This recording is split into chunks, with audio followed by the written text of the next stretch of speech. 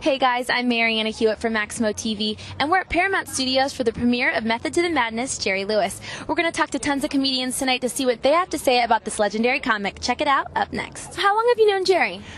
4 years. That long. Do you have any funny stories to tell me? Oh, no, not funny, just business, because we're funny when the cameras are off and we all laugh backstage.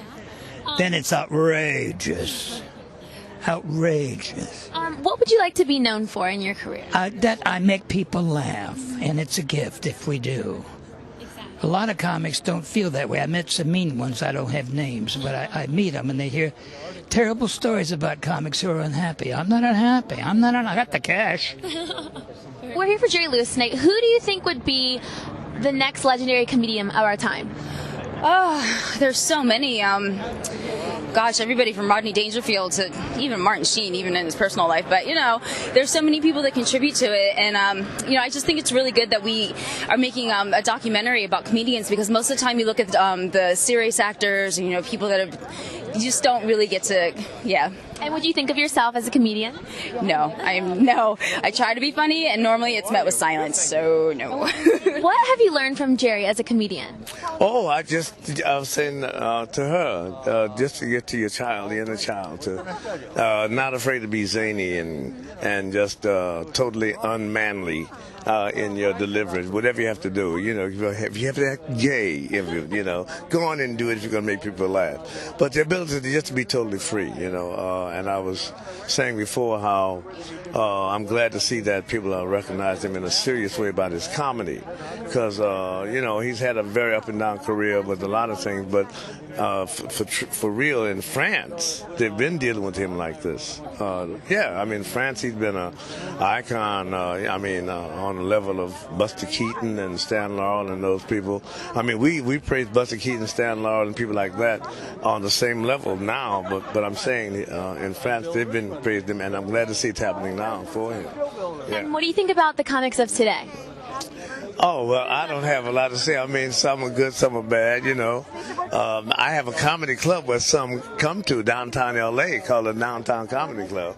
And right now, a lot of comedy is being made by me and Kat Denning, Beth Bears, Matthew Moore, and Jonathan Kite in a show on CBS called Two Broke Girls, 8:30 Mondays. What's it like working on Two Broke Girls? How are the girls? Oh, fabulous. The ladies are fabulous, very talented, very large talent, both of them. And the guys, Matthew and Jonathan, are delights, and Michael is just, I'm a total fan of Michael Patrick King. Why did you want to be interested in this project? When I was a kid, I always loved Jerry because, lots of children like silly slapstick comedy. But then I realized, why is he making me feel so good? Because I'm laughing at... And then I got years and years of watching him. He took over my brain, I think, and I just realized there was so much more to him than just a guy that fell on his butt and did slapstick, because everything was so well thought out. So it's amazing. You could start off with Jerry, even like my son, and not know why you're laughing. You just see the physicality. But then as you grow older and you keep watching the movies, you're like, oh my God, that's masterful. How did he come up with that? So as Eddie Murphy in the movie says, it's slapstick, but the reason that he's a genius is because he makes it look so simple. Exactly. It's not like anyone thought about it, but it's seamless, I guess is the word. And what else did you learn about Jerry throughout the process of the film? Oh my God, I learned so much. I've traveled the world with him for 3.5 years. Oh, wow. And I was telling somebody I was in Cannes Film Festival with Jerry. I went to Nice, France. I went to Las Vegas. I went to New York. I went to Santa Barbara. I went to San Diego. So we've been together.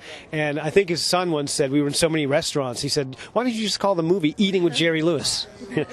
Because I literally was that invasive. At one point, I caught him coming out of the men's room, several times. I literally had the camera down. He's like, will you stop? Will you stop? And he'd grab the camera and shake it. But he was having such fun that I knew he didn't really mean it. Yeah. So it's like a give and take. It's kind of like a tango when you're a documentary filmmaker and you have your subject. But to be a filmmaker and to make a documentary about a filmmaker is very, very intimidating when that guy is Jerry and when that guy is someone that you really, really admire. And what's he like everyday basis? Is he always funny or? He's always on. He's always, how some comedians are off, on, off, on. I'm not going to mention any name. Oh, sorry. But it's true. But he's always the same. So even when he goes on stage, it's like, okay, I'm going on, kid. And it's like the same energy he takes on to the stage as he comes off with it. It's very incredible.